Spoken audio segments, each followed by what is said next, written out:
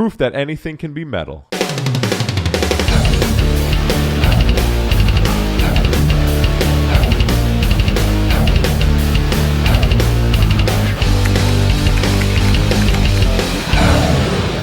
Hey guys, RanterInShades here, exercise my first memory rights vlog style. Welcome to the debut episode of my new countdown series, The Front Cover, the series that explores cover songs across multiple genres. New pair of shades for a new series. Everything comes together, and everything's done tonight if you cover me. I've mentioned before on here that I don't consider myself a metalhead, nor do I consider this channel a metal channel. It's music I love listening to, no doubt, and as such, it's been a major source of discussion on my channel from the beginning. So with that in mind, I figured it would be appropriate to have the first video in this series be a metal-based one. When I uploaded the prologue for this series and subsequently set the community tab poll for what people want the first video to be on public, it wasn't really a shock to me that the winner of the poll was metal covers of pop and rap songs. I mean, think about it. Think about this bizarre sounding combination. Metal and pop and rap songs. The sheer novelty and wackiness of this idea definitely makes for some interesting discussions. On the surface, these genres seem diametrically opposed to one another. Pop songs are known for being glossy and upbeat, and while metal can be both of those things as well, it's not really what anyone thinks right off the bat when they think of metal, let's just be honest. Metal is loud, aggressive, scorching, and unafraid to make people a little uncomfortable with its antics, whereas pop isn't. Pop artists can be suggestive and risque, akin to certain heavy metal icons, sometimes even too much for their own good, but the product they deliver is far different from what you typically get from metal, hence why combining the two together has the tendency to instill confusion in a lot of people. In reality, there's a lot of exceptional and genuinely great music in the world of pop, and I talk a lot about that in my year-end videos. You'd be surprised how many metal musicians agree with that sentiment. It's easy to believe that as metal artists, they only listen to metal and are very much opposed to music as heavily commercialized as pop and rap, let alone music that isn't made using guitars and acoustic drums, but they take plenty of influence from non-metal artists in a variety of different ways. And whether they listen to it as a guilty pleasure or out of genuine enjoyment, they do have a taste for pop and rap music, and this sometimes leads to them covering one of these kinds of songs. What's always interested me about this concept is the ways these bands reimagine and recontextualize these pop songs in their own heavy and eclectic style. Finn McKenty once said that the reason these pop songs work so well in the context of metal is because the songs themselves are already great. Irrespective of how I would beg to differ on some of the original songs, the cover songs I'll be discussing in this video not only take a cool approach to these pre-written songs, but are solid songs on their own.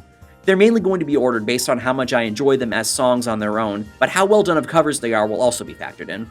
One thing I should clarify is how pop music is being defined here. We tend to associate certain sounds and instruments with pop, like synths and 808s, but that wasn't how it always sounded.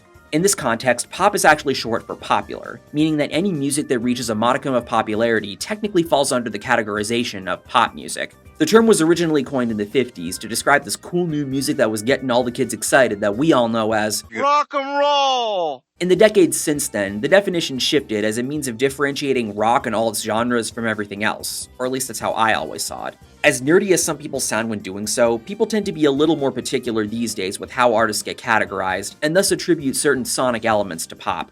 For the purpose of this video, I'm going to be a lot more general with the kinds of songs considered pop songs. The songs being covered by the bands in this video include R&B, disco, and pop rock songs, in addition to the kind of stuff most people categorize as pop, or at the very least these aren't rock songs in any sense of the term being covered, which does include early rock and roll. Another thing I need to get out of the way before we begin is that the metal bands being discussed in this video will include bands from subgenres that are known to be derided by the likes of metal elitists. I'm really not in the mood for any arguments in the comment section about how any of the bands included in this list aren't actually metal, because they are. They have the production style, the instrumentation, the guitar tone, the drum sound, the basic elements that are associated with metal and make it sound the way it does. You're free to define metal any way you want, but projecting it onto me just because you don't like that I include a nu metal band or a metalcore band is just gonna make you look petulant. One final thing, if I don't include a particular cover song in this video that you think should be in here, it's likely because I myself don't have the band categorized within any of the metal subgenres, like if I see them as being a post-hardcore band rather than a metalcore band. or it could mean that I'm saving it for a different video in this series. For instance, I was going back and forth on whether I was going to include covers of new wave songs, as that's a genre that's always been something of a bridging gap between rock and pop, but I eventually figured the list was big enough as is, so those will be saved for another time. The only other reason I could give for not including something on this list is if I'm just not familiar with the band and or the song. But hey, the comments section exists for you to mention any metal cover of a pop or rap song you want for me or anyone reading the comments to check out, though wait for the video to finish before you do so in case I end up talking about any of them in this video. Other than that, as I stated in the prologue, I won't be including any songs from cover albums, any songs from bands specializing in cover songs, one-off singles that weren't included on a studio release, or anything the band only performs live. There are a couple songs from Punk Goes albums you'll be seeing on here, but generally speaking, the songs included have to come from a studio album or EP the band released. So now that I've gotten my clarifications and qualifiers out of the way, here's my top 15 favorite metal covers of pop and rap songs. Number 15.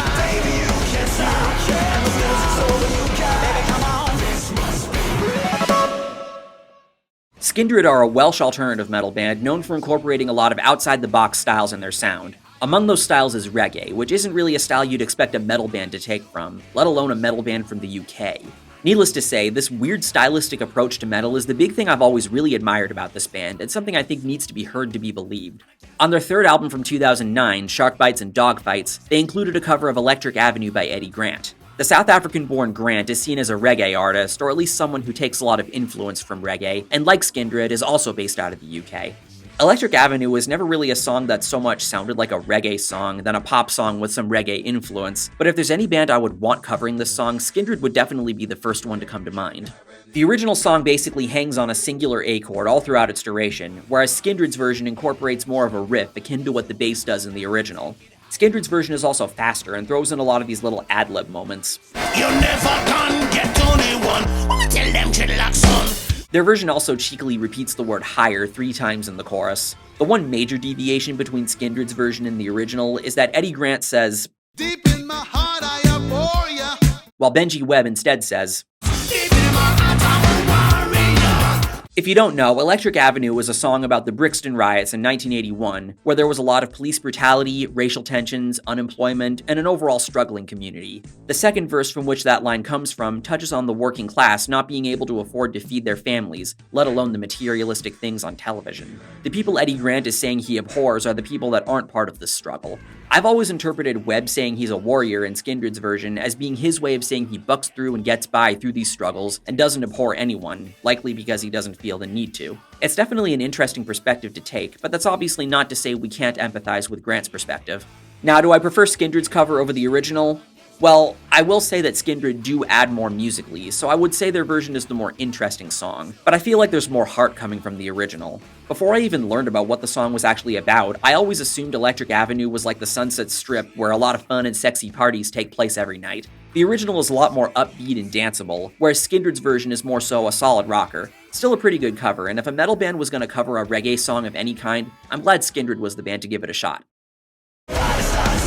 Number 14.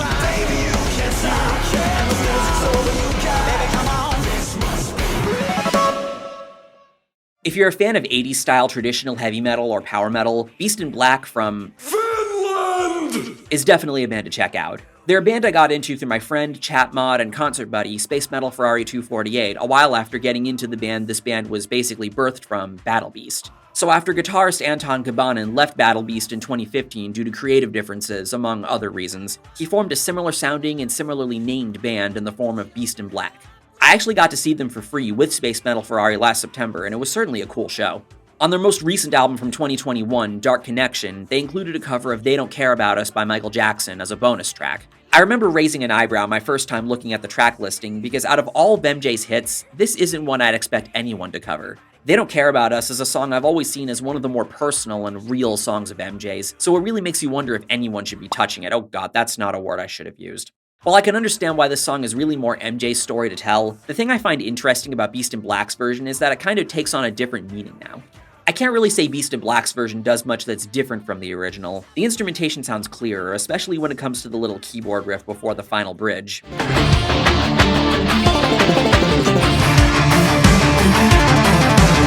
But I wish they went heavier in spots to make their cover more distinct from the original. I do gotta appreciate how much Giannis Papadopoulos tries to put on a good MJ impression, particularly towards the end when he does all the hee-hees and woo-hoos we all associate with MJ. But that's pretty much the reason why I don't really feel the need to put this song higher on the list. If you asked me if I like Beast in Black's version more or less than the original, I'd probably say they're about equal as far as the music goes. But now let's get to the meat and potatoes here. Like I said, They Don't Care About Us is a very personal song for Michael Jackson, showing his frustration with a variety of things. Just hearing the word allegation in the chorus, you can tell this comes from the heart. As we all know, MJ has had a very troubled history dealing with the media being up in his business, from speculation about changing his skin color, to his extravagant lifestyle, to his quirky behavior, to the fact that he got along so well with children. Let's just say there's a reason I place a stupid amount of emphasis on watching Razorfist's videos every time I talk about Michael Jackson, because he does a thorough as all hell job at debunking every allegation you could possibly think of about MJ. And when listening to a song like this, especially when he makes mention of being a victim of police brutality and racial discrimination, you can tell he's had enough. Their hearts are full of greed and they have doo-doo in their souls.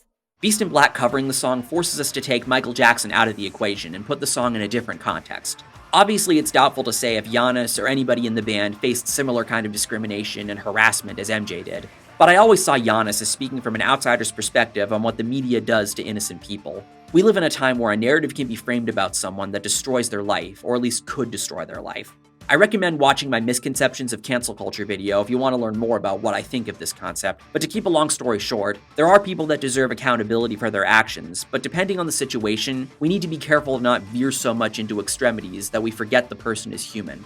Michael Jackson was one of the biggest victims of this phenomenon in recent history, but the thing I appreciate the most about Beast in Black covering They Don't Care About Us is that it reminds us that anyone can be in a position like that. Number 13.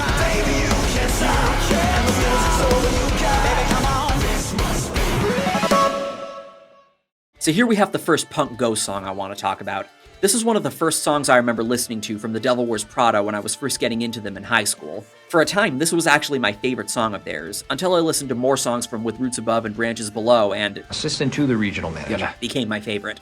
I barely had any idea that Still Fly was a cover, even though it literally comes from an album called Punk Goes Crunk. Yes, that's how short-sighted I was as a high school freshman. When I hear that word crunk, I get some uncomfortable flashbacks to what mainstream rap was like in the late 2000s, which is one of the things I hate the most about my middle school years. In reality, the songs being covered on this album aren't just crunk songs, but also hip-hop and R&B songs, so it's obvious the good people at Fearless Records just wanted a catchy-sounding title that rhymes. When I was first putting this list together, this was one of two songs where I had zero familiarity with the original version. The original artist behind Still Fly is a rap duo called Big Timers, which featured one of the co-founders of Cash Money Records, Baby, better known as Birdman, along with Cash Money producer Manny Fresh.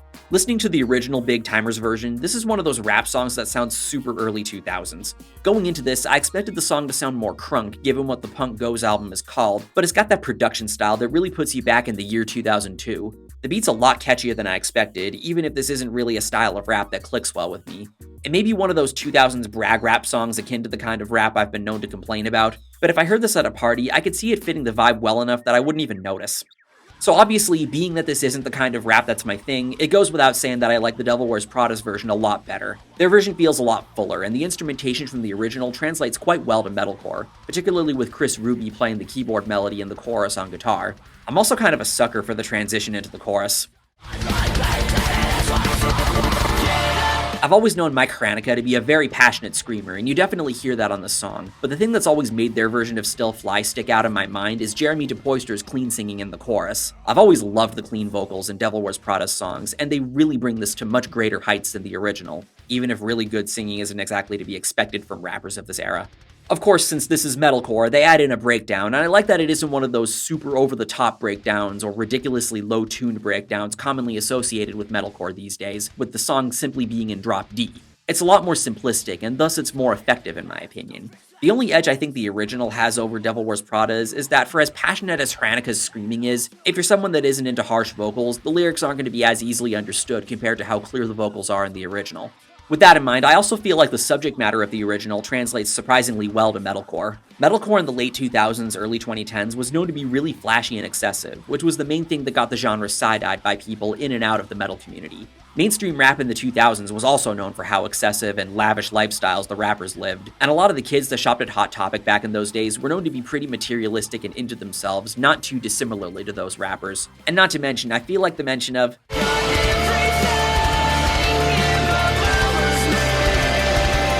Sounds more believable coming from a core kid than a rap fan, doesn't it? The only weird thing about Devil Wears Prada's version is how they don't change the lyrics where Birdman and Fresh refer to themselves directly.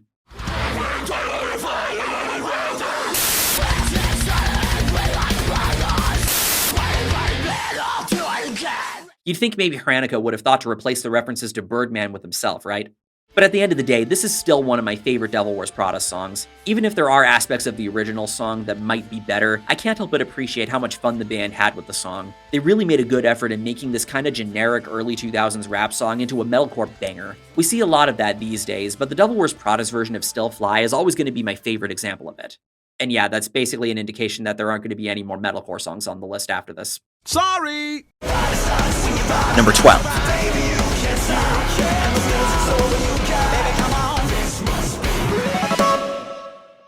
When it comes to post-grunge, 3 Days Grace have always been my favorite band in that style. Their music's catchy, but it never treaded into the corny territory a lot of other post-grunge bands tend to. They always made for a great middle ground rock band between heavy and catchy, in much the same way as alt-metal bands like Alter Bridge and Breaking Benjamin. But ever since the departure of vocalist Adam Gontier, despite the band replacing him with Matt Walst of fellow Canadians My Darkest Days and the brother of bassist Brad Walst, their music has not been clicking well with many people. Gontier is seen as the missing ingredient of what made 3 Days Grace great in the 2000s, and his absence from the band is often seen as the reason why their current output has been so lackluster. Thus, his current band, Saint Asonia, is treated as something of a substitute or a successor to his previous band. Saint Asonia is an alternative metal supergroup that consisted of Stain's Mike Mushak on guitar, Stuck Mojo's Corey Lowry on bass, and Finger Eleven's Rich Beto on drums. The latter two have since been replaced by Gontier's cousin Kale on bass, and Sal Giancarelli from Stained, and eventually Cody Watkins from Art of Dying on drums. In 2022, the band put out an EP called Introvert, which would eventually combine with a second EP released the same year called Extrovert to create Introvert Extrovert. Included on the former EP is a cover of the one song released in this decade so far that can safely be considered a modern pop classic, Blinding Lights by The Weeknd. With how massive of a hit the song was, it's only natural that we'd see bands line up to cover it. As I've said in Best Songs of 2020, one of the biggest saving graces of a year as miserable as 2020 was the existence of Blinding Lights. No other pop song I've heard this decade has been as exciting and meaningful to me as this song. Not Even Good For You by Olivia Rodrigo and As It Was by Harry Styles, the two songs since then to top my best lists of their respective years so far. So to see Blinding Lights being celebrated to this extent is nice to see. So let's see how Saint Asonia's version stacks up against the original. Their version definitely comes across as more dynamic. For one, the original by The Weeknd has a consistent drum pattern throughout the whole song that was compared a lot to Take On Me by a-ha, whereas Saint Asonia's version is played at halftime. There's also some dynamic shifts in the verses, as well as short pauses like in the chorus. It really sounds like the kind of heavy song you could see being a radio hit in the 2000s. One of my favorite things about the original is that it's in my favorite key, F minor, and I'm glad that wasn't changed in Saint Asonia's version, because the chord progression sounds a lot bigger in this context, and I like how it sounds against Adam's trademark gruff baritone. I'm not sure if this was intentional or not, but one major difference between the cover and the original is that this line, You can turn me on with just a touch, baby. is taken out of Saint Asonia's version and replaced with the repeat of the line, Maybe You Can Show Me How to Love. Maybe Adam didn't feel comfortable saying turn me on, or maybe he made an oopsie and forgot the line and they just kept it that way. Another thing Adam didn't feel the need to do in this version is do the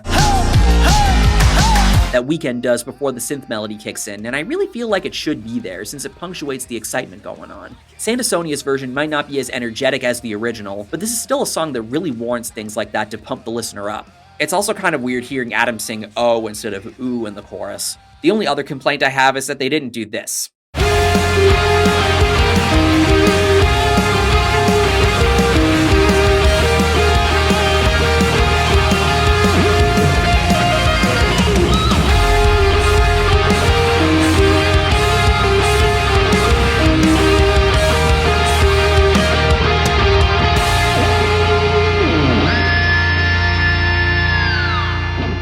I mean, even if you're not going to do a full solo, even though it would sound incredible if the solo treatment I gave the song proves anything, at least put some harmonies over that melody, because that's one way to really make the song metal. Even despite some missed potential, I still view Saint Asonia's version as a cool cover. But is it better than the original? Hell no! Like I said, Blinding Lights is by all accounts a modern classic, which is kind of ironic to say since it utilizes a lot of 80s sounds. Saint Asonia's version is cool, but it doesn't put the big dumb smirk I get when I hear that synth melody in the original on my face. Still though, I'm glad their version exists, if only to show the potential of how awesome the song sounds as an alt-metal banger.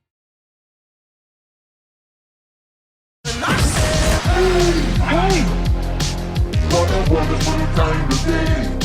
If you connect to work and play and get along with each other.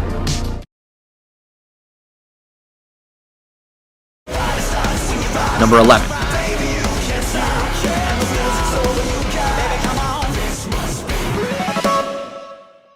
The Bullet Boys were one of many bands that came out around the peak of the late 80s glam explosion. Much like how Journey was originally formed as a spin-off of Carlos Santana's backing band, singer Mark Torrin, yes with a Q, guitarist Mick Suida, and bassist Lonnie Vincent were all formerly a part of Carmen Apice's glam venture King Cobra, before leaving to form their own band with drummer Jimmy Dionda. When Bullet Boys released their self-titled debut in 1988, their sound was compared a lot to Van Halen, primarily because Torrin does a lot of whoops and shrieks akin to David Lee Roth. Hell, they were signed to Warner Brothers like Van Halen, and even had their producer Ted Templeman working with them. But that's honestly where the Van Halen comparisons end. No offense to Mick Suida, but I doubt even he'd disagree that his playing doesn't hold a candle to Eddie. But that said, while they had their own glam anthem, or glamtham, in the form of there was one other thing that made them distinct from the pack, and that's their peculiar cover song choice with For the Love of Money by the OJs. It was common around this time for a glam metal band to have a cover in their repertoire, and we'll be talking about a handful of them in future videos in this series. They tended to cover rock songs though, not an R&B tune from the 70s. According to the American hair metal book by Stephen Blush that I like referencing whenever I talk about glam, Mark Torrin was previously part of a Motown-style group called Cagney and the Dirty Rats. So it's not like this choice to cover a song like For the Love of Money came out of nowhere, as this definitely proves he has a taste for the style. The same could also be said for their cover of Hang On St. Christopher by Tom Waits that they did on their 1991 follow-up, Freak Show. But as equally strange of a cover song choice that is, that's not a pop song, hence why we aren't talking about that one here.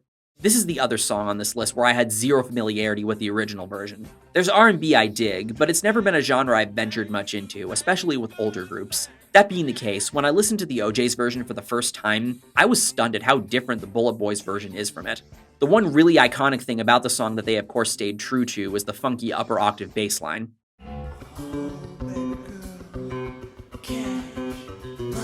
Bassists in this genre were never exactly known to compose these really complex parts, so it's nice to hear Lonnie Vincent do something more outside the box. This is the kind of bass line you could easily hear someone rapping over, as lots of samples in old school rap come from old R&B tunes. The first deviation I noticed was that Bullet Boys open with the first half of the first chorus from the original and do the first verse after, and that's the only time you hear that part of the chorus from the original. The majority of their version is the chorus where they say, "For the love of money, don't let money fool ya." They do a lot of rearranging of the structure, as well as cutting the fat out of the more repetitive parts, which of course isn't a bad thing, as it helps their version to be distinct. The original is 7.5 minutes long, while Bullet Boy's version is about half the length. In addition to a lot of the parts being repeated in the original, there's some somewhat lengthy solos from the soprano sax as well as trumpet. Instruments like those would have been pretty sweet to hear in the Bullet Boys version, if nothing else for the novelty of these sorts of wind instruments being included in a glam song, but Suida's solo is still pretty syncopated and soulful. It should go without saying that I very much prefer Bullet Boy's version of this song.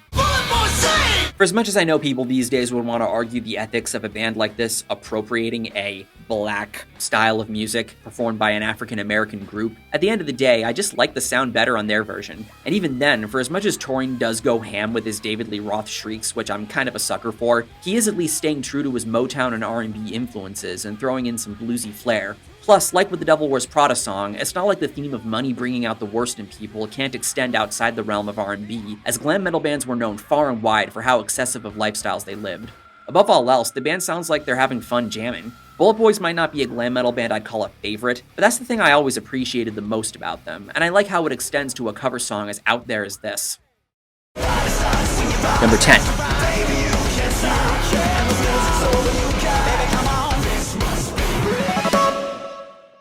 I mentioned in the What's Wrong With I did on Korn that one of the more interesting moments on their second album, Life is Peachy, was their cover of Ice Cube's first ever Hot 100 single, Wicked. I'm pretty sure this is actually the first ever instance of a rock or metal band covering a rap song. Of course, the Run DMC version of Walk This Way is the first instance of a rap group covering a rock song, even if Steven Tyler and Joe Perry do feature on it. But as far as I can tell, there had never been an instance of the other way around occurring until this. Rap and metal had proven they could mix through Anthrax collaborating with Public Enemy on Bring the Noise, Carrie King's Feet on No Sleep Till Brooklyn by the Beastie Boys, Ice-T forming Body Count, the Judgment Night soundtrack that had rappers and rap groups collaborating with rock and metal bands on each of the tracks, and of course, Rage Against the Machine's existence. But no one until Korn ever had the idea to perform a cover of a rap song. And Ice Cube himself had to have liked it, or else he probably wouldn't have featured on the song Children of the Corn on their next album and participated in the Family Values tour 2 years later.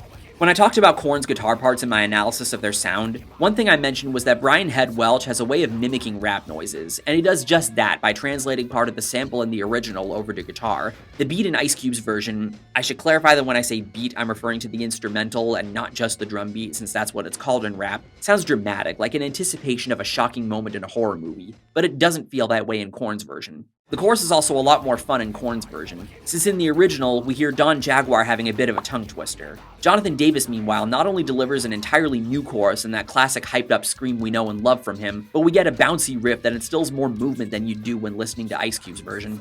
Featured on Korn's version is Chino Moreno from Deftones doing the rapping in the verses, with Davis backing him up in spots to add some emphasis. Hearing him on the song pretty much affirms how talented of a vocalist he really is. He already sounds passionate and dramatic on most Deftones songs, and I doubt most people are used to hearing him rap, let alone in as energetic of a manner as he does. You almost can't tell it's him, so this just shows how far his range really goes.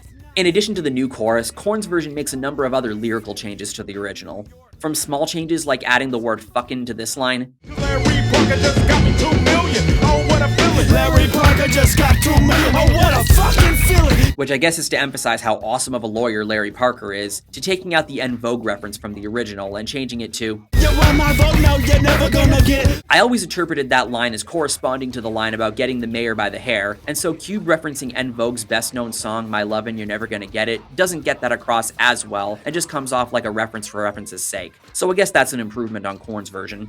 Another noticeable change is with this line. Listen to the flow of a so-called Negro. Listen from the flow from a so-fro Caucasian. Good on you for not calling yourself a Negro, Chino. Could you imagine if they kept the original line? The third verse is where the most changes are made. This line Police got equal pay. A horse is a pig that don't fly straight. is changed to, Police got equal pay. A horse is a pig that don't fly straight. I get that this is a reference to Scarface, but how is a horse a pig? Hey guys, Future Shades here. This didn't occur to me when I was researching this video and listening to the songs back to back, but given how this word over here is pronounced, it didn't occur to me that what's written on the Genius page for Korn's version of Wicked might not actually be the lyric. Maybe it is, maybe that's genuinely how Korn rewrote the line, but maybe it isn't. Maybe whoever wrote the Genius page over here misheard the word, and if that's the case, then you're a fucking idiot and you should be ashamed of yourself. And a whole bunch more from the original is cut in Korn's version. Looking at the lyrics, my best guess is because they wanted to tone down on some of the more violent aspects of the verse, something gangster rap had a less than stellar reputation for in the 90s. I also see it as them trying to be impartial towards the police. As much as one might look at that as a pro-cop bias on Korn's end, being that Ice Cube was from the group NWA, I'm sure you can guess exactly how he feels about the police. I like to think Korn and Chino were trying to be courteous to the idea that that's his beef and not theirs, and as a result it shows that they want to show respect to him, which again is something I'm sure Ice Cube liked enough to continue his association with Korn in the following years. It's really the wicked aspect that made them want to cover the song in the first place. Irrespective of whether or not it's Korn's place to cover the song, do I like it more than the original? Well, it's definitely more fun than the original. I really don't want to downplay Ice Cube because he is my favorite NWA member, with Dr. Dre being a close second, but I feel like the two versions of Wicked serve different purposes. As a rapper straight out of Compton, Cube had a particular story he wanted to tell and a message he wanted to convey, whereas Korn wanted to put a creative twist on a song they dug and have some fun with a buddy. For better or worse, this is a song I see as helping to make rap a prominent characteristic in what the world would know as nu metal. And in addition to this being the first instance of a metal band covering a rap song I can think of, that's what I can appreciate about the song's existence. Number 9.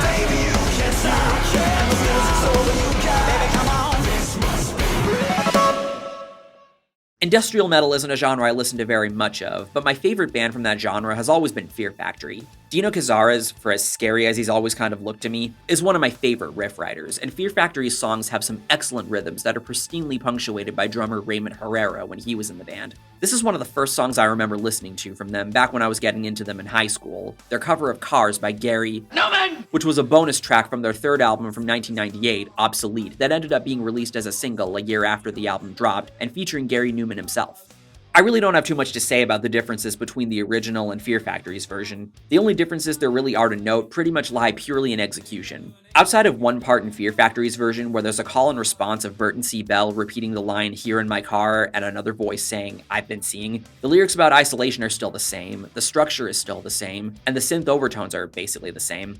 When I was in my listening/research phase when writing this video, I was going back and forth between the two versions of each of the songs on this list and listening to each section back to back to make note of anything one does differently than the other. And Fear Factory was mostly staying as true to the original as you can. So you're probably thinking, well, it probably isn't that great of a cover if they're not doing much to make it distinct from the original. But this is why I said mostly staying true to the original.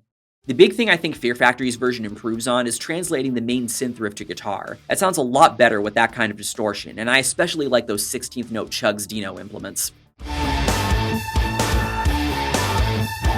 The synths are also really electrifying, and I feel the guitar helps to amplify that and make you feel like you're cruising at night, more so than I can say about the original.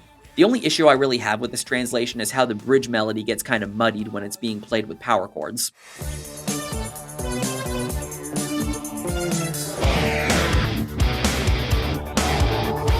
I feel like it would have sounded better if a synth was there to bring out the melody, but other than that, Fear Factory's version of Cars is just really fun, and I genuinely like how it sounds as an industrial metal tune.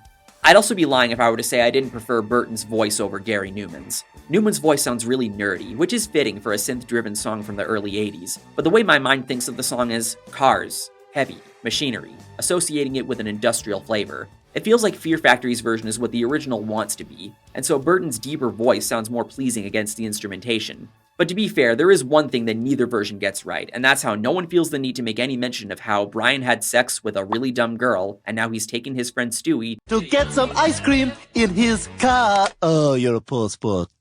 Number 8.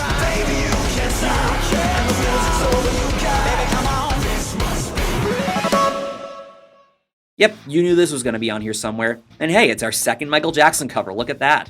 I've talked about Alien Ant Farm before in my quote-unquote one-hit wonder bands video, and talked about how they come readily to mind when I think of how unfortunate it is when the song a band is best known for is a cover. That was more so an overview of the band rather than an analysis of the songs. Now let's actually do that here. So to reintroduce the band, Alien Ant Farm is an alternative metal band that we welcomed as our new insect overlords in 2001 with their album Anthology. Get it? 'Cause ants. There are some bangers on that album, but although the first single to be released from the album was the far superior song Movies, the song that put the band on the map was their cover of Michael Jackson's impeccable bop from Bad, Smooth Criminal. As I said in the One Hit Wonder Bands video, I do believe that Alien Ant Farm's version is an improvement over the original. MJ's version is definitely catchier, and while I like the instrumentation in the original, I feel like the main riff works better on guitar.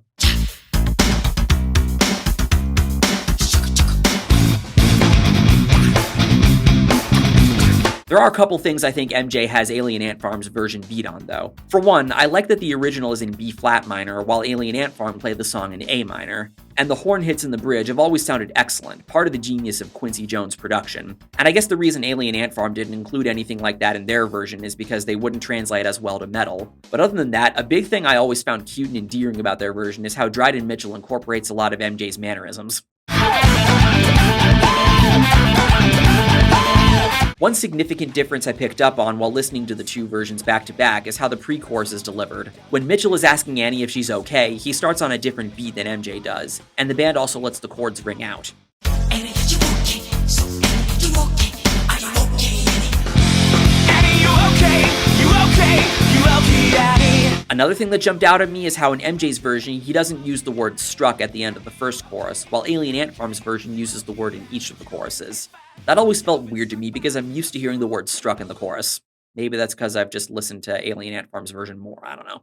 I really don't want to take away from how great the original version is. Smooth Criminal is one of Michael Jackson's catchiest songs, but I just think it works better as a rock song. The aggression in the instrumentation punctuates the brutality of Annie's situation of having her apartment being broken into and getting struck down by the aforementioned criminal. But I guess this is a good example of what Finn McKenty meant when he talked about how the reason this cover is great is because the original was already great, because it absolutely is. There's a reason Alien Ant Farm's version of Smooth Criminal comes readily to mind when we think of not just metal covers of pop songs, but cover songs in general. Because while the original is excellent, I can't help but view Alien Ant Farm's version as the improvement over the original that it is. I'll tell you what's not smooth though, the song's inclusion in American Pie 2 and the scene where Jim gets his hand glued to his dick with the lube he was using. I mean, it's my favorite movie in the franchise and one of my all-time favorite sequels, but the inclusion of this song Does not make sense. Number 7.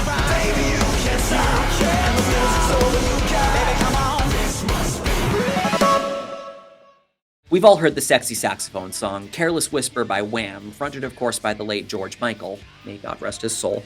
In 2009, Seether, my favorite band to come from South Africa, included a cover of the song on a reissued edition of their 2007 album, Finding Beauty in Negative Spaces. Seether has always been an alternative metal band that I felt were a lot better than they're given credit for. They never came off to me as corny, and much like I said about 3 Days Grace earlier in this video, their writing hits a sweet spot between heavy and accessible, and this cover that they did has always stuck out to me as one of the more interesting of cover song choices. First, let's get the obvious out of the way. There's no sax in Seether's version. Does that suck? Yes. But you know, the double stop bends Sean Morgan plays on guitar are pretty damn soulful in their own right.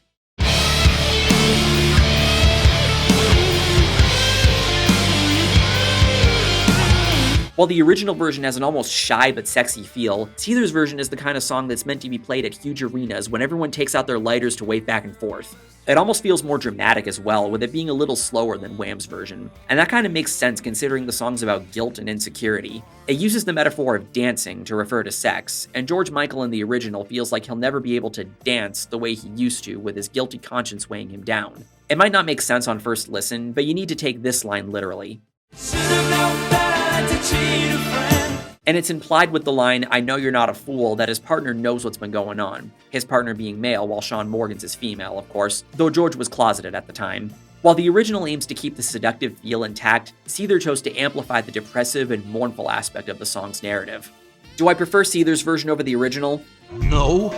It's one thing to have saxophone in a song, which is the secret to making a song objectively amazing. But that sax melody is so iconic, and it's something you only want to hear on that instrument and played in the exact way Steve Gregory plays it. There's a reason it's such a classic meme that's held up as long as it has, but by no means is that to say that Seether's version doesn't have its strengths. Both versions play to different moods, and I'd say this becomes particularly clear during the one section of the song I think sounds better in Seether's version than in the original, the bridge. This is the part of the song where the singer lays all his cards on the table now that the cat's out of the bag. As much as he understands it's for the best that his partner knows the truth of his infidelity and that it's probably for the best that the relationship ends, he just doesn't want that to happen.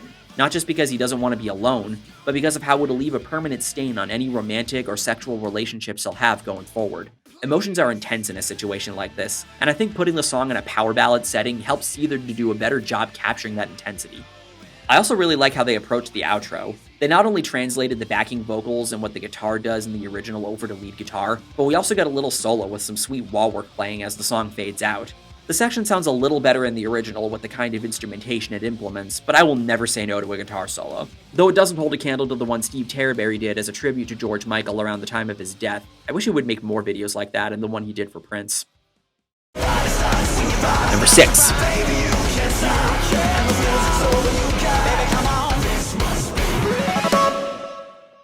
Through Fire is an alternative metal band that I was introduced to back in 2016 through my old colleague The Frost Review, or low-key Vandalized as he's apparently renamed his channel.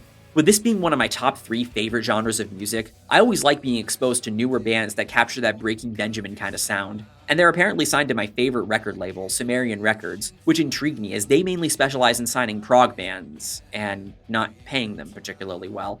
Regardless, I was pretty stoked to get into this band. I don't find myself returning to them as much these days, especially since I wouldn't say I love their second and third albums as much as their debut, so you can imagine how surprised I was that their cover of Listen to Your Heart by the Swedish pop rock duo Roxette from 2019's All Animal was way better than I remembered. I didn't originally have the song up this high on the list, and so it became the new point of comparison to how the songs on this list were going to be ordered. Is it as good as the Through Fire song? You remember in my Green Day video when I talked about how the way I was first introduced to them was through Good Riddance being played a lot on the adult contemporary / soft rock station I listened to growing up, and so I wasn't being given a good impression of how the band actually sounds? The same is true for Listen to Your Heart. The way I was introduced to that song wasn't through the original by Roxette, but rather, weirdly enough, through another cover that was pretty popular in the 2000s by a Belgian trance group called DHT. But the version this station played was a piano ballad, because I guess the official version was too exciting to get played on this kind of a station. And while I have more of an appreciation for those kinds of songs these days, I thought acoustic and unplugged songs were boring as shit as a kid. I remember thinking that this in particular sounded way too Disney Channel for my liking. So when I looked into Roxette after hearing their song It Must Have Been Love in the movie Pretty Woman, I was pleasantly surprised to learn that they're the ones that do the original version, and that it wasn't a piano ballad. Both Roxette and Through Fire's version of the song played your expectations of the sounds of their respective eras, the original being 80s pop rock like what you'd hear in a movie soundtrack at the time, and Through Fire's version sounded like a modernized take on a sound I tend to associate with the late 2000s. Their version is the kind of song where I can totally see it being a rock radio staple of the time, even if it weren't a cover. That's how much they got that sound down to a T. And while I'm a sucker for 80s production, the bias I have for the alternative metal sound will not let me turn the other way. The cool thing about the Through Fire version is that it doesn't sound much like a ballad, as it's got more of a drive to it than the original. Like in the second verse, they have the guitar's palm muting, which is a cool way to add some contrast between the parts, which isn't really something the original does. The outro also sounds more satisfying, as the original has the instrumentation fade out, leaving only what sounds like a string section playing the main melody, while Through Fire's version ends on a wrung-out E-flat chord with an ambient, filtered-out keyboard playing the melody. That said, the lyrics do kind of feel somewhat tame for a modern metal band to be singing. There's this innocence to them that pairs sweetly with the keyboards in the original. Like Marie Fredriksson is that girl in school trying to help her friend through a rough patch in her relationship and convince her to not close the door on it just yet.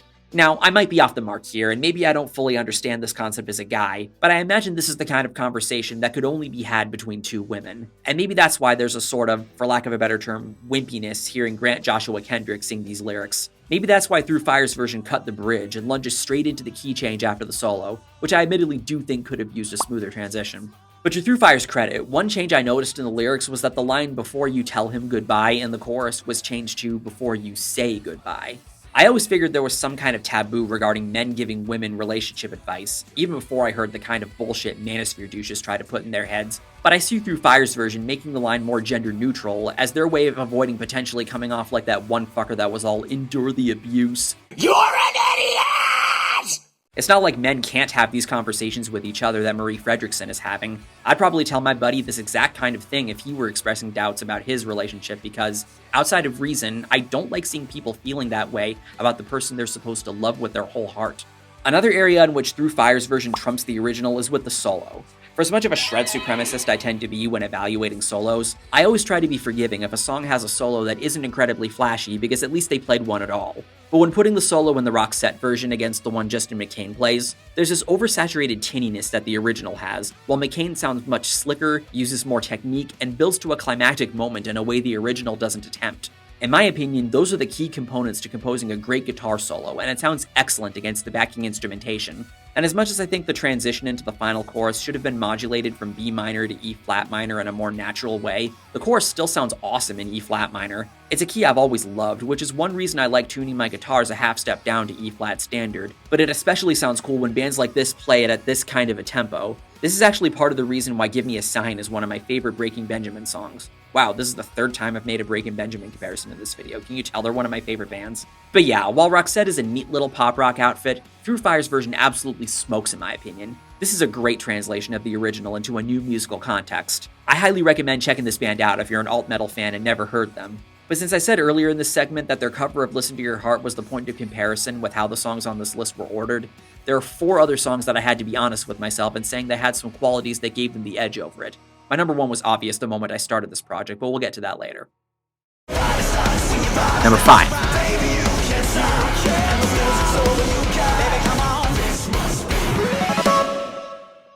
If you've seen my favorite live first impressions video I made in 2020, back when the pandemic was keeping live shows from happening and I wanted to reminisce about some great concert memories, you'll remember that Like a Storm was the band that topped that list. This alternative metal band from New Zealand made up of 3 brothers and It's some other guy! Playing drums not only blew my mind when I saw them open for Steel Panther back in 2015, but the singer, Chris Brooks, was the first musician I ever took a selfie with at a concert, so they're always going to hold a special place in my heart. That said though, when they got to their cover of Gangsta's Paradise by Coolio in their set, yes, they call it Gangsta's Paradise instead of Gangsta's Paradise for some reason, I remember thinking, oh god, are they doing a cover of fucking Gangsta's Paradise? Because remember, this was only a year after Falling in Reverse's cover of the song on Punk Goes 90s Volume 2, with that music video featuring Coolio himself just standing there awkwardly and not doing anything, that's commonly regarded as one of the worst cover songs of all time. I was thinking, why would anyone want to cover this song while Ronnie Radke's butchering of it is still fresh in our minds? Are they trying to capitalize off it or something? But I was enjoying myself so much during Like a Storm set that it didn't even matter to me anymore. And it's to a point where I now consider it one of my favorite tracks on Awaken the Fire. While the production on the original was cool for the time, I really like the way the beat translates over in Like a Storm's version, with the bass not being too much to the forefront. I remember when I saw them play this live, I was focusing a lot on Matt Brooks playing the violin sample of Pastime Paradise by Stevie Wonder that the original uses on lead guitar. He was octaving, and if I'm remembering correctly, he was also using a whammy pedal. And there's also a cool solo in this song. I wouldn't say it sounds as good as the solo in the Through Fire song, but it's got some really tasty licks.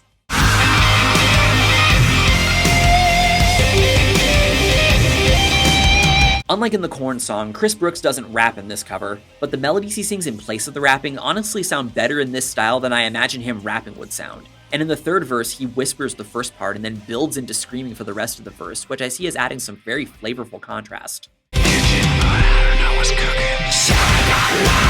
Now, while these are interesting and tasteful stylistic differences between this song and the original, the most prominent difference between the two is that Like a Storm's version cuts some lines out of the first two verses. The stuff that's being cut out are the more violent and gangster references, likely because Chris doesn't see it as being his place to be saying that stuff. Now, you may be asking yourself now, wait, but this is Gangsta's Paradise they're covering. Why cover it at all if they're going to be cutting the more gangster parts out? I mean, the obvious answer is because they like the song regardless, but here's how my mind rationalizes it.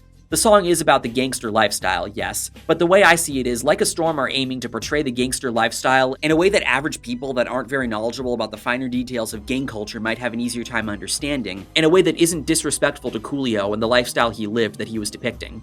The second verse has a few words being changed, with the most notable instance being this line, I can't live a normal life, I was raised by the state, being changed to, I can't live a normal life, I was raised by the stripe. I get that Chris was absolutely not raised by the state, and it would be really idiotic of him to claim otherwise, but I had to think for a bit about what stripes is referring to. I want to say it's referring to the stripes on the American flag, but then I remember this band isn't American, so now I'm confused again. Hey guys, Future Shades here again. Just want to clarify something real quick, since I did mention in the Korn segment that there's the possibility that whoever wrote the Genius page for that song might have been transcribing by ear and might have misheard what was actually being said. Since unlike Life is Peachy, I do have Awaken the Fire on CD. I picked it up at the merch table the day I got that selfie with Chris Brooks and got the CD autographed as well. I decided to double check that the lyrics were included, and they are, but to my shock, they didn't include the lyrics to Gangsta's Paradise. I guess because they felt, well, the lyrics to the original exist, they can just look that up if they really want to know. So I can't verify from the physical source that the rewrites that are being alleged are actually true. But I'll give benefit of the doubt that they are, and that the person who wrote the Genius page wasn't mishearing anything. But if that's not the case, then they really need to get their hearing checked. And I'm sorry if this comes off like I'm gaslighting a total stranger, but I'm just saying, you really need to be absolutely sure of what you are hearing if this is how you approach transcribing lyrics, especially if you're doing so with the intent of putting them up online, let alone to a site as popular as Genius.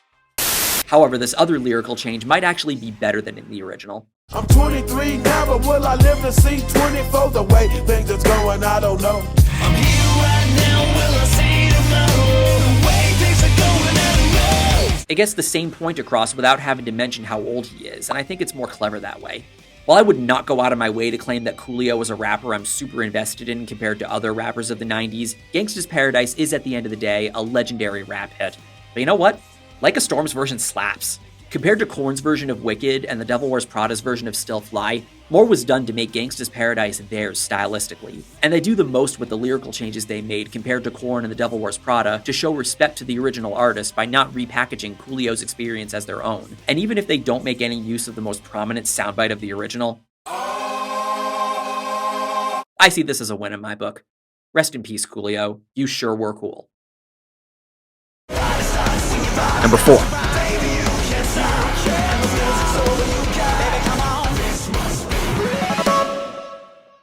While power metal is a genre of metal, I will argue to the end of the earth for it being one of the best, with it having nearly everything you could ever want in a metal band. I've never been able to decide who my favorite band is in the genre. Some days I think it's Stratovarius. Other days I think it's Edguy. Other days I think it's 3 Inches of Blood. And days like today, it's Firewind. Whatever the case may be, Gus G has always been the best candidate for my favorite guitarist in this genre, whether he's with Firewind, Dream Evil, his solo stuff, or even when he played with Ozzy in the 2010s. The only real issue I've ever had with Firewind was how inconsistent the lineup is, particularly with their vocalists. But we're putting all that aside to talk about one of my favorite things they've done, their cover of Maniac by Michael Sembello on their 2008 album, The Premonition. Like Listen to Your Heart, Maniac is one of those quintessential 80s sounding pop tunes. The song was famously used in the 1983 film Flashdance, which is kind of a recurring thing with a lot of pop hits at the time, just look at what Kenny Loggins was mostly known for. But this one always had a production style that sounded kind of bare bones, which is the big thing I think Firewind's version improves on. One of my favorite things about the song is the chromaticism in the chord progression. The steel town girl on a Saturday night, looking for the fight of her life. And the cool thing that Gus G does during this part of the verse is he plays a consistent palm muted D while the keyboard does the chromatic ascension.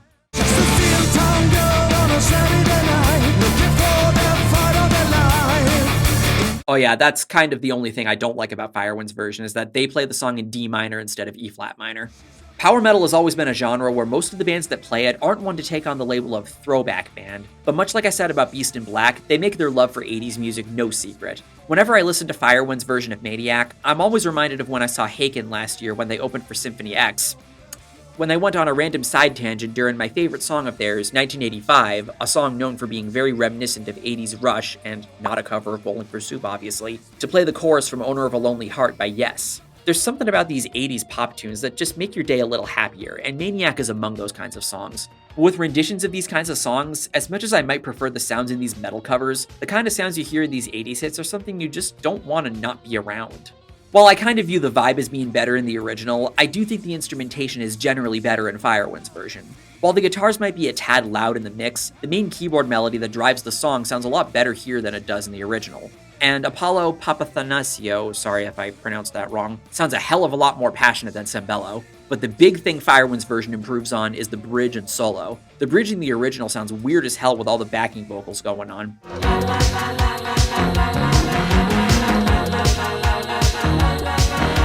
But the Firewind version has Bob Katsionis, again, sorry if I butchered the name, throwing on some fast keyboard arpeggiation, which is another one of my favorite aspects of power metal.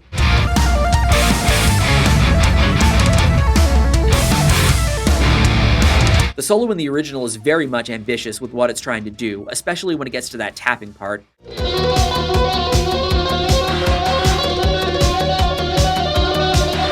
But it feels kind of awkwardly constructed compared to what Gus G does. The memorable parts of the solo are kept in, of course, but Gus fills in the more underdeveloped moments from the original in a manner which gets him to sound leagues more confident of a player than Sembello. He's basically saying, "I'm a maniac, that's for sure." That's the thing about this cover. While the original makes you feel like you're in an 80s movie, Firewinds sound much bigger, bolder, and more confident. Even if you're someone that doesn't like pop music, you can't help but feel badass hearing how hard they go on this song. And that's why this is always going to be one of my favorite covers of an 80s pop song.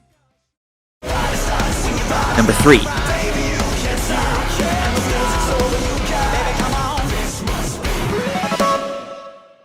In the What's Wrong With I did on Stryper, I mentioned that my favorite album of theirs is 1990's Against the Law, which isn't an incredibly popular opinion among Stryper fans, or even Michael Sweet himself. Why? It's the album where the band dropped their iconic yellow and black uniforms and wrote songs that weren't overtly Christian. It just doesn't seem very Christian. But as a deist that's never been Christian in my life, not that there's anything wrong with being Christian or writing Christian music, that's kind of the reason it's my favorite. In my opinion, this is a good album to get into Stryper through if you aren't big on Christian music, because if you like the straight-up glam metal sound on this album, you'll be able to overlook the Christian lyrics on their other albums because the music is just that good, and there really isn't at all of a stretch musically between an album like To Hell with the Devil and Against the Law. There are some awesome songs on this album, including my favorite song of Stryper's, Two Bodies, One Mind, One Soul. And even if they might not be overtly Christian, I've always believed they could still be interpreted as being written from a Christian perspective. But even with that in mind, their cover of Shining Star by Earth, Wind & Fire has always seemed like a strange inclusion on this album. But you know what? I love it anyway. If there's anything I've picked up on from following Michael Sweet's social media for many years, it's that although he can be really opinionated, I like seeing his appreciation posts about other musicians, even ones that aren't devout Christians. Covering a band like Earth, Wind & Fire shows that this was just as true back in 1990. But you're probably still wondering, why would a Christian band cover Shining Star on an album that you're claiming can still be interpreted as being from a Christian perspective while not being in your face about God and Jesus? I always thought the connection came from the shining star being the one that the three wise men followed to find baby Jesus to give him his gold, frankincense, and myrrh. But looking at the lyrics, I could just as easily see this being a positive message that you'd hear from a gospel choir or at a Bible camp. I guess there are worse songs I could think of for a band like Stryper to cover, at least at the time. But one thing I did notice is that this line from the original,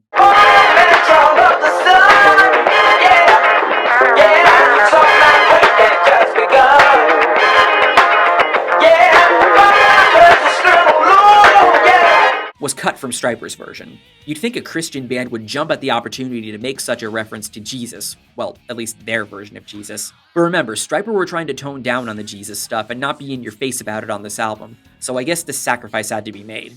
You get it? Sacrifice? Jesus? From there, they just jump right into the next part where they keep this line in.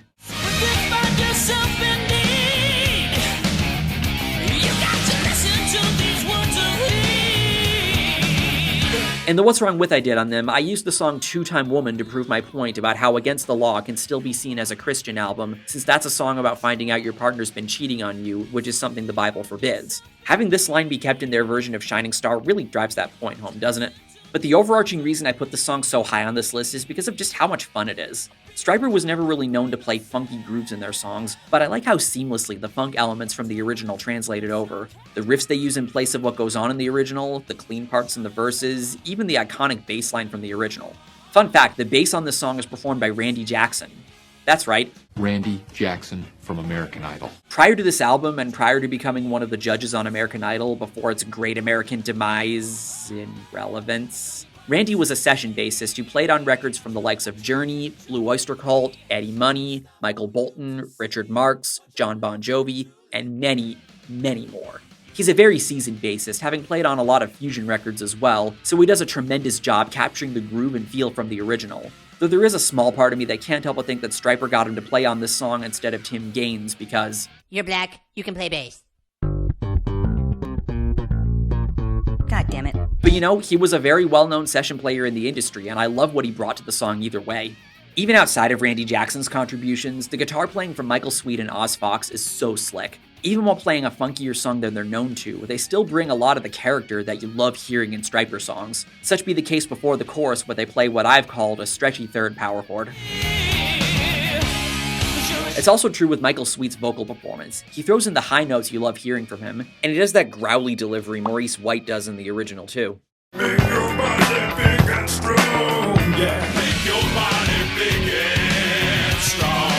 Earth, Wind & Fire has never been a band I've listened to very much of. One of my really unpopular music opinions is that I always found September really annoying and repetitive, but after everything I said in my Blink-182 video about how unfair I was to write them off just because I didn't like all the small things, I have a feeling that's the case here too. But that's also why, for as much as I have a real appreciation for 70s R&B and funk, I do prefer Stryper's version. The original is a lot shorter, and Stryper do a lot more to make it their own. The riff before the solo is so badass, and you can even hear Randy Jackson playing chords on bass.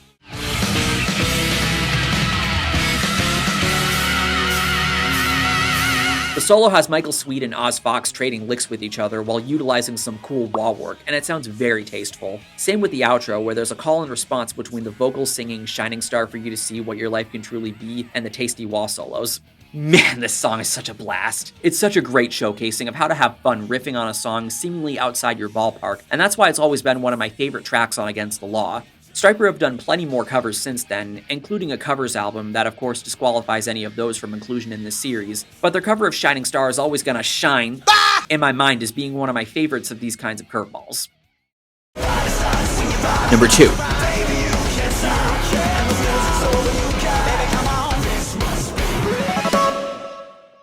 One of my earliest memories of college was my friend Kevin, who older viewers might know was the guy that was not only my very first subscriber on this channel, but also was the guy that made the song that I used in my intro for many years before making my current intro.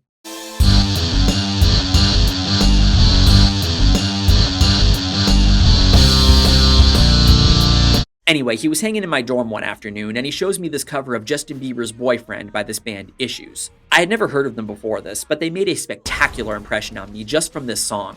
If you've seen my Worst Songs of 2012 video that I made last year in honor of the 10-year anniversary of graduating high school, you saw me rip that song to shreds and call it the bar none worst song of Bieber's that I ever heard.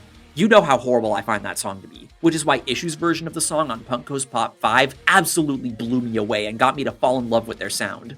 It is unfortunate that Issues is more or less done at this point after frontman Tyler Carter was fired from the band in 2020 in wake of some sexual allegations coming to light, because compared to a vast majority of bands in the modern metal scene, they dared to be different.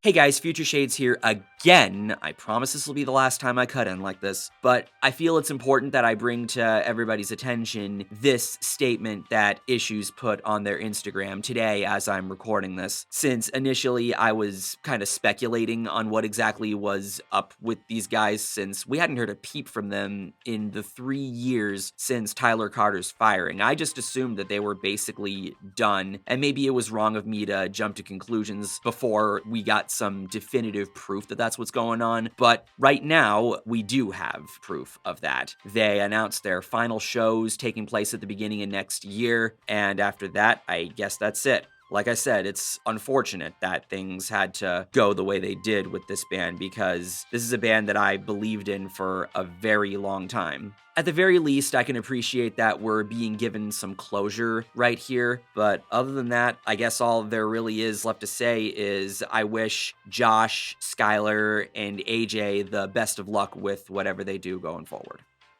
I remember specifically mentioning them in my Why I Hate the Rock is Dead argument video as being a band that implements more outside influences, such as pop and R&B, into their sound to create possibly the craziest twist to their already peculiar combination of nu metal and metalcore than your average modern metal band. No matter what the status is on this band, Issues is always going to stand out in my mind as having one of the most unique sounds in metal, serving as a great example of how bands can push the stylistic envelope. And it's crazy to think that the song that got me into this band was a cover of one of the worst pop hits of 2012.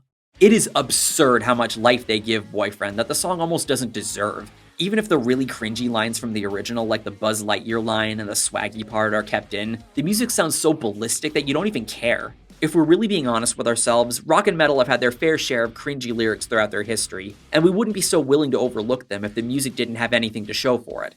That very much cannot be said with the original version of Boyfriend, whereas Issues' version serves as another example of how forgiving we can be towards cheesy lyrics because the music is that great, especially since the outro has Michael Bond, the Scream vocalist, saying this.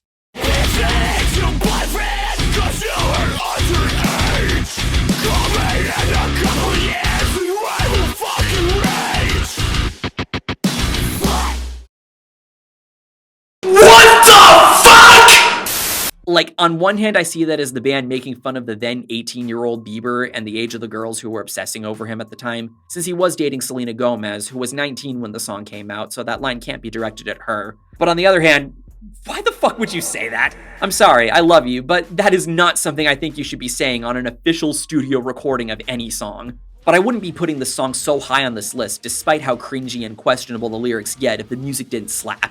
One of the biggest problems I had with the original was how awkward Bieber sounds with his balls having finally dropped, and that is the last thing I could say about the performance Carter and Bond give. Carter doesn't sound like he's struggling to sing in the pre-chorus like Bieber did. Hey girl, let me talk to you. I like to be everything you want.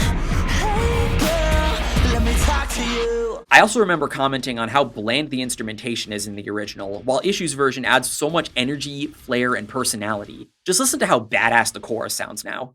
If I was your boyfriend, never ask you to keep you on my own. It's like they were saying to Bieber, oh, you're playing your little acoustic guitar there? That's cute. Watch this. And then they school the shit out of him with that drop riff. It is stupid how much fun the song is in this context. The riffs slam, the vocals sound great, and even if the lyrics suck, Issues' version of Boyfriend will always come to mind when I think of how a cover can improve a song that I view as an atrocity. However, the song I picked for my number 1 also massively improves over the original, but in a much more creative way. But before I unveil my number 1, here's a few honorable mentions that I still find to be pretty good for what they are, but I didn't feel like they were bringing as much to the table as the songs in the main list, so they didn't quite make the cut. First is Limp Bizkit's cover of Faith by George Michael, who, fun fact, I always used to confuse with Boy George since they're both androgynous pop icons from the 80s named George. Limp Bizkit have always been a band I've considered a guilty pleasure, because for as much as I understand that their music is very much corny and needlessly edgy, there's something about the stupid mood that hearing their songs puts me in. Plus, you gotta put some respect on Wes Borland, especially since it was because of him that I learned about the concept of baritone guitars. But now that I have 3 full albums of Bizkits in my iTunes, can I even call them a guilty pleasure anymore? Regardless, their cover of Faith was the band's breakout hit that got the world to turn their heads, if nothing else because of how random of a song choice it was for a rap metal band to record a rendition of, let alone a band like Limp Bizkit. It does kind of stick out like a sore thumb on their 1997 debut $3 bill, y'all, but I'd be lying if I were to say I didn't find it at least a little endearing how into it the band gets when the chorus drops. Run, gotta have faith! Gotta have faith! Is it cringy? A little, yeah. Do I like it more than the original? Probably not. But you know what? Even if George Michael hated Bizkit's cover of his song, I still think it's a standout enough performance to deserve a little mention here. Second is Coal Chamber's version of Shock the Monkey by Peter Gabriel. I don't know, I always kind of found the original boring until Peter Gabriel really gets into it in the outro. I guess I like the sound of Coal Chamber's version better, even though I wouldn't say it's that much more entertaining, even with Ozzy Osbourne being featured. I did always find this line funny coming from him and Des Fafara. Down to monkey with the monkey. It always felt like Ozzy was doing a lot of the heavy lifting in this song, but I do appreciate that back in 1999 when Coal Chamber released their album Chamber Music, he was lending a helping hand to these up-and-comers, bridging the gap between the older and newer generation of metal like what he was doing with Ozfest. The only other thing I have to share is this funny memory I have of this song from back when Muse had their first impression series they did with their friend Dylan. They did a new metal themed video where this was one of the songs they reacted to. Unfortunately, this wasn't one of the videos I archived back when Blip.tv shut down, so I can't play the clip, but there was one moment that I remember really making me laugh at this point in the music video where Dylan says, "You missed Ozzy doing the duck face and doing a little dance." That impression sucked. Next is Fozzie's cover of SOS by ABBA. Like with Earth, Wind & Fire, I was never the craziest about ABBA, but I came around on them very recently since they have this incredibly enticing vintage appeal. Fozzie's cover of SOS is an okay track on Do You Want to Start a War from 2014. Quite frankly, Chris, I kinda do. I really want to start a war. But outside of the 16th note pattern before the chorus, I wouldn't really say there's anything at all exceptional about their version. The major 6 chord in the second half of the chorus also sounds pretty epic in this context, but that's just modal mixture that's bound to have a goosebumpy effect no matter what. Still though, the thing that always wows me about Fozzy is how great of a singer and charismatic showman pro wrestler Chris Jericho is. Next in the honorable mentions is Tank's cover of Chain of Fools by Aretha Franklin.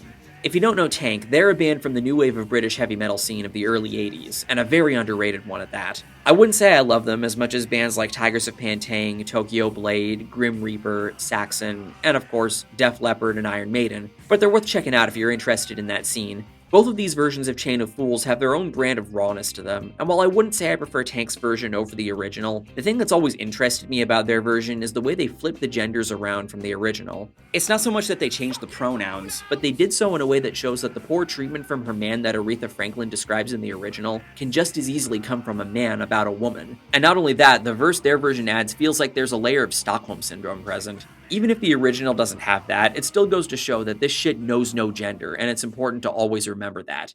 Tank's version also makes me think too much of Satisfaction by the Rolling Stones.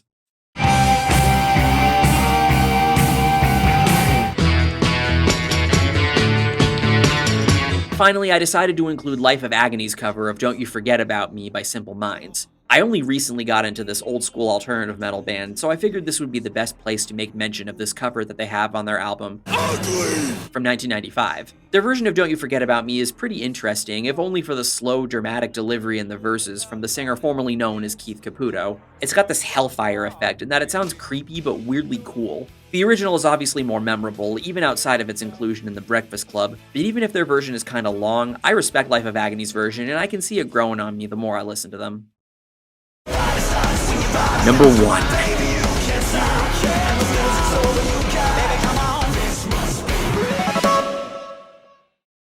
When I first started working on this video, I knew right away that this song was going to top the list. Marilyn Manson's version of Sweet Dreams Are Made of This by the Eurythmics from his 1995 EP Smells Like Children is a masterclass in how to make a cover song your own. It's not only tonally and musically distinct from the original, but I've always viewed Manson's version as what the original should have been, at least by the time I learned that it was a cover.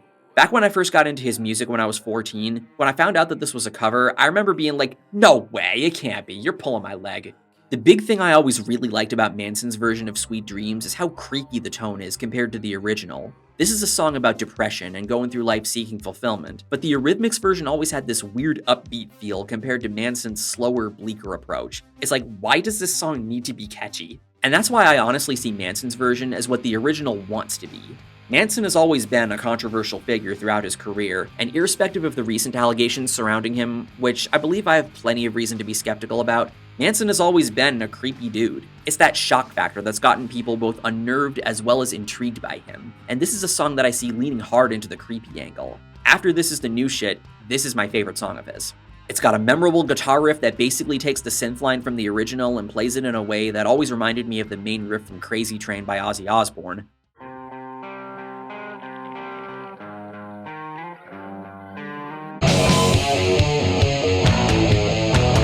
You remember in my Maroon 5 video when I talked for a while about how cool the wall work is in a lot of the songs about Jane? Well, the moments when guitarist Daisy Berkowitz, may God rest his soul, throws some wah on his parts are my favorite parts of the song, be it in the main riff before the second run of the verse,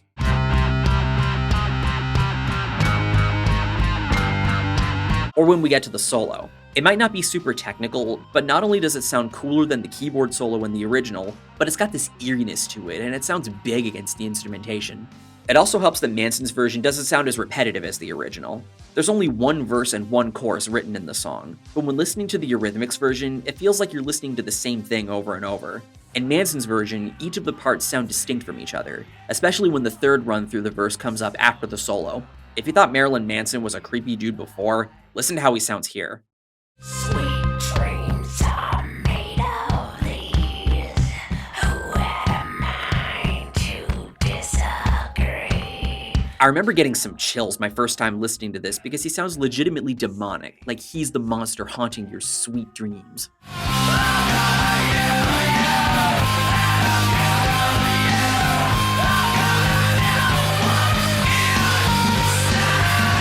But you should know that Marilyn Manson is gonna put you in your place. Gonna put me in my place, alright. This is without a doubt a major improvement over the original by the Eurythmics, and compared to all the other cover songs on this list that I also think are improvements over their respective original versions, I've always seen Marilyn Manson's version of Sweet Dreams as being the best case of it in all of metal. So much character and so many of Manson's defining attributes are implemented in this song, making this version of the song more distinct, more his and the band's own than the rest of the songs in this video. Feel however you want about Marilyn Manson himself, but if you want an example of how to take a pop song and not only make it metal, but make it undoubtedly your own in a tasteful way, look no further than his cover of Sweet Dreams Are Made of This. And that does it for this dive into some cool cover songs. Know of any other covers of pop or rap songs performed by metal bands? Feel free to let me know in the comments. For the next video I'm going to do for this series, I'm thinking we should switch gears and do a punk-based list. Of the two punk lists I have in mind for this series, I think I know which one is going to come next, so stay tuned for that. Right now I've got some prepping to do for the end of the year. Thank you for watching this video, take care, and have a nice day. I'm Shades, and I'll see you next time.